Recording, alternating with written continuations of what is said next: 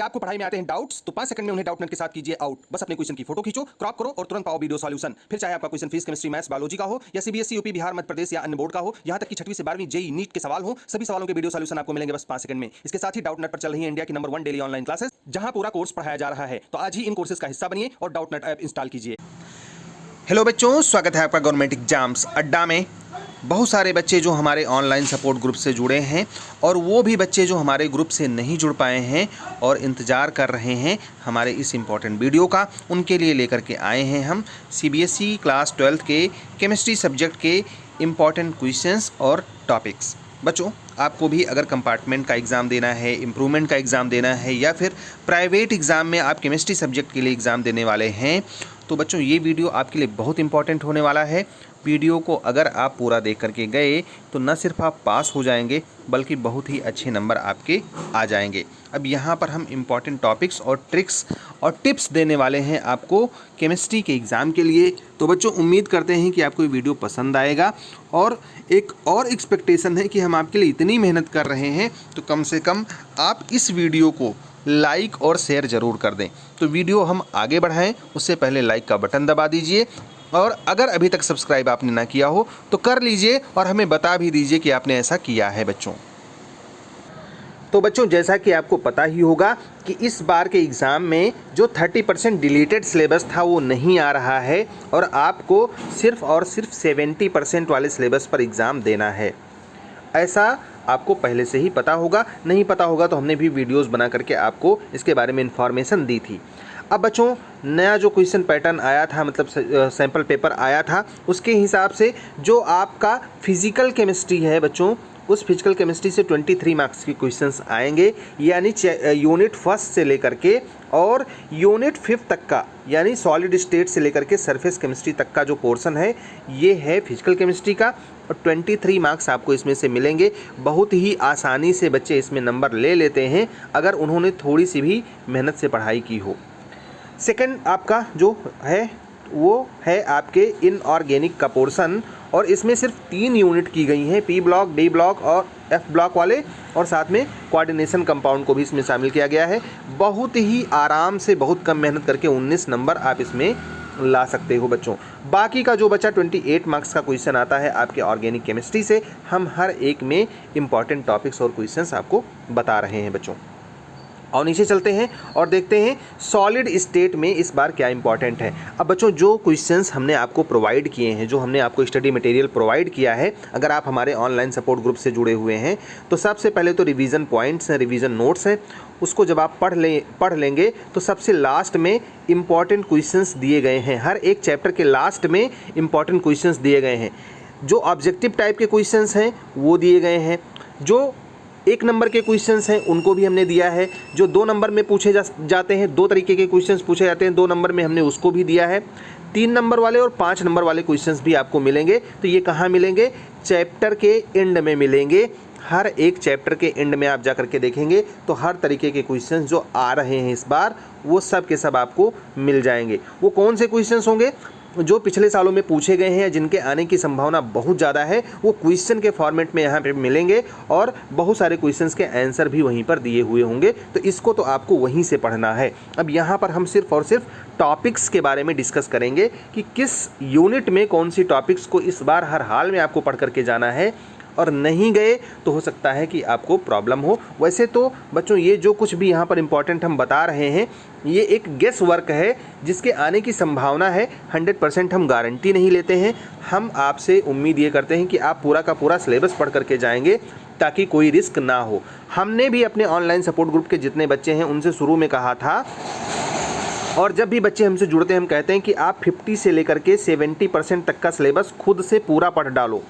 तो जब आप बच्चों इतना सिलेबस पढ़ करके जाओगे, 50 से लेकर के 70% तक का सिलेबस पढ़ करके जाओगे, तो इसमें से कम आप 30 से 40% तो स्कोर कर ही ले जाओगे और बड़े आसानी से पास हो जाओगे। तो उन बच्चों ने हमारी बात मानी होगी और उन्होंने ऐसा पढ़ा होगा। बहुत सारे बच्चों ने बताया है कि सर हमने बहुत अच्छे से तैयार कर लिया है और जो नोट्स आपने प्रोवाइड किया था बहुत अच्छा था, बहुत अच्छे से रिवाइज़ हो गया। अब बच्चों, अगर आप कम पढ़ पाए हो और आपको लगता है कि सर की बात माननी चाहिए तो इन टॉपिक्स पे आप कंसंट्रेट कर सकते हो। हम आपको दिखा रहे हैं एक एक यूनिट वाइज। देखो, जो सॉलिड स्टेट वाली यूनिट है बच्चों, उसमें से बहुत ही आराम से आप नंबर ला सकते हो। यहाँ पर आपको जो कोवैलेंट सॉलिड्स हैं उनके बारे में आपको पढ़ करके जाना है। कोवैलेंट और मेटालिक सॉलिड्स आप ज़रूर देख लीजिएगा, इनके आने की संभावना बहुत ज़्यादा है। हमारे सब्जेक्ट एक्सपर्ट्स ने इसे बहुत मेहनत करके तैयार किया है, पिछले क्वेश्चंस को देखा है और इस बार भी इन्होंने गेस किया है। पिछले साल भी जो हमने केमिस्ट्री में गेस दिया था उसमें से बहुत सारे क्वेश्चंस आए थे, हमारे मटेरियल से भी आए थे और गेस वर्क से भी आए थे।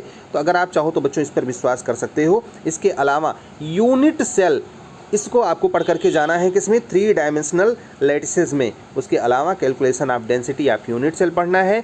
पैकिंग एफिशिएंसी क्या होती है, number of atoms per unit cell, इस पर न्यूमेरिकल क्वेश्चन आएगा।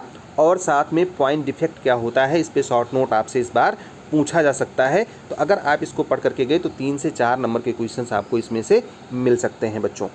यहाँ पर सेकेंड चैप्टर जो कि सॉल्यूशन है, इसको भी ढंग से पढ़ना है। राउट लॉ हमेशा से इम्पॉर्टेंट रहा है, इस बार भी इम्पॉर्टेंट है। कॉलीगेटिव प्रॉपर्टीज़ क्या होती हैं, शॉर्ट नोट आ सकता है। साथ ही में relative lowering of vapour pressure और एलिवेशन ऑफ बॉइलिंग पॉइंट पर इनमें से कोई एक क्वेश्चन जरूर पूछा जाएगा। वैसे डिप्रेशन ऑफ फ्रीजिंग पॉइंट भी पूछे जाने की संभावना थी, लेकिन इस पर शायद कोई क्वेश्चन पिछले साल आ चुका है, इसलिए हम इसके बारे में नहीं बता रहे हैं। उसके अलावा आपको इसमें से अगर कुछ छोड़ भी देंगे तो भी कोई दिक्कत नहीं है। अगर हम इलेक्ट्रोकेमिस्ट्री वाले चैप्टर की बात करें तो ईएमएफ हाफ ए सेल पढ़ करके जाना है। नर्स्ट इक्वेशन पर न्यूमेरिकल क्वेश्चंस आपसे पूछे जा सकते हैं। साथ ही में इसका एप्लीकेशन भी आपसे पूछा जा सकता है कि केमिकल सेल्स में इनका क्या एप्लीकेशंस होता है।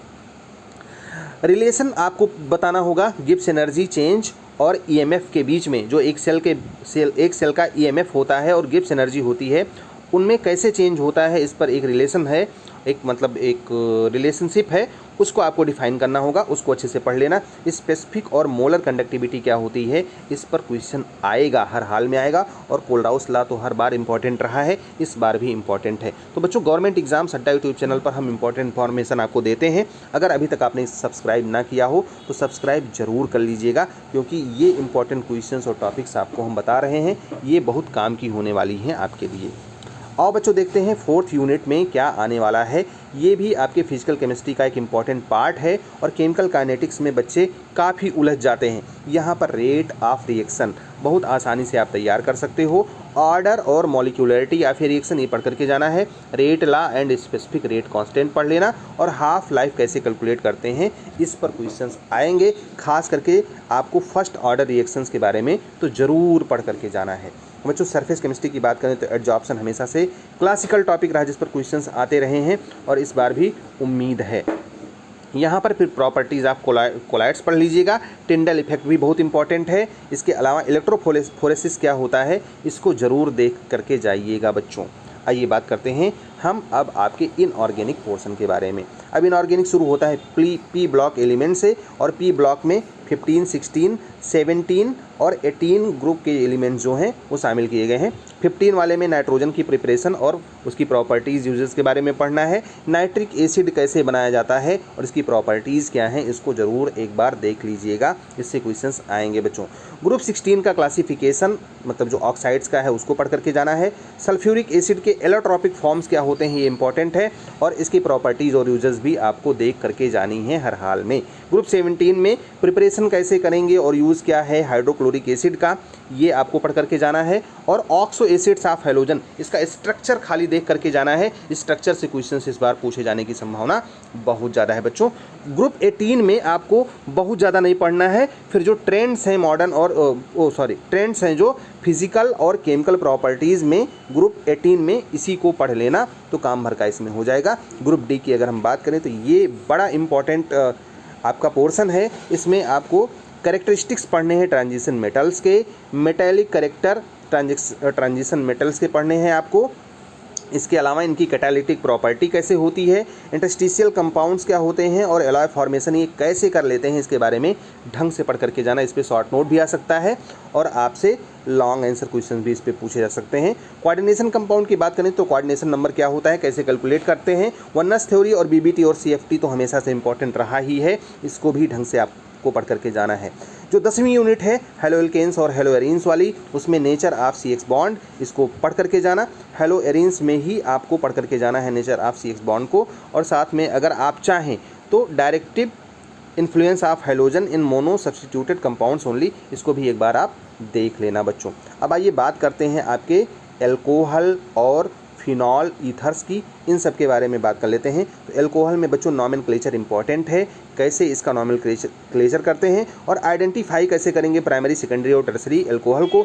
इनके डिहाइड्रेशन की क्या मैकेनिज्म होती है, मतलब ये डिहाइड्रेशन क्यों कॉज करते हैं, इसको भी ढंग से देख लेना। इसका यूज़ बहुत ज़्यादा होता है, बायोलॉजी में भी इसका यूज़ करते हैं। अब बच्चों फिनॉल का मेथड ऑफ प्रिपरेशन क्या है, एसिडिक नेचर फिनॉल के बारे में पूछा जा सकता है, शॉर्ट नोट आ सकता है और यूजेस पर भी क्वेश्चंस बन सकते हैं, इसको भी एक बार देख लेना। खास करके जो आपके ऑब्जेक्टिव टाइप के क्वेश्चंस आएंगे वहाँ पर यूज से क्वेश्चन आ सकता है, चाहे अल्कोहल हो, फिनॉल हो, ईस्टर्स हो, एल्डिहाइड हो, कीटोन हो, कार्बोक्सिलिक एसिड हो, हर जगह के यूजेस से ऑब्जेक्टिव टाइप में क्वेश्चंस आ सकते हैं बच्चों। ईथर्स में नॉमेनक्लेचर पढ़ लेना, हर हाल में ये इंपॉर्टेंट है बच्चों। अगर हम बात करें एल्डिहाइड, कीटोन, कार्बोक्सिलिक एसिड्स की, तो इनमें mechanism of nucleophilic addition, reactivity of alpha hydrogen in aldehyde, ये जरूर पढ़ करके जाना। कार्बोक्सिलिक एसिड के फिजिकल और केमिकल प्रॉपर्टीज़ को एक बार देख लेना बच्चों हर हाल में।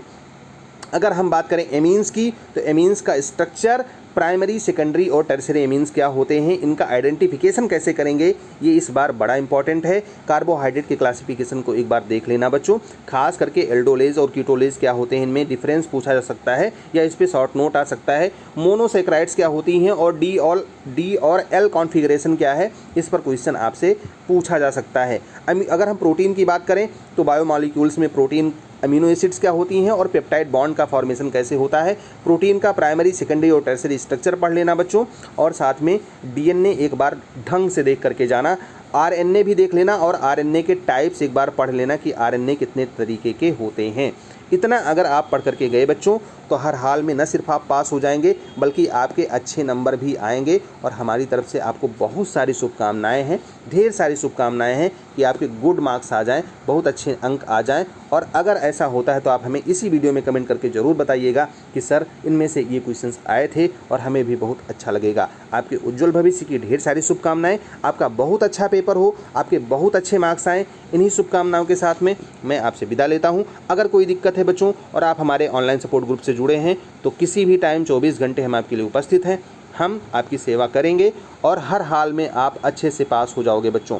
हम आपकी हेल्प के लिए हमेशा तैयार हैं। All the best, may God bless you. Thank you for watching this video.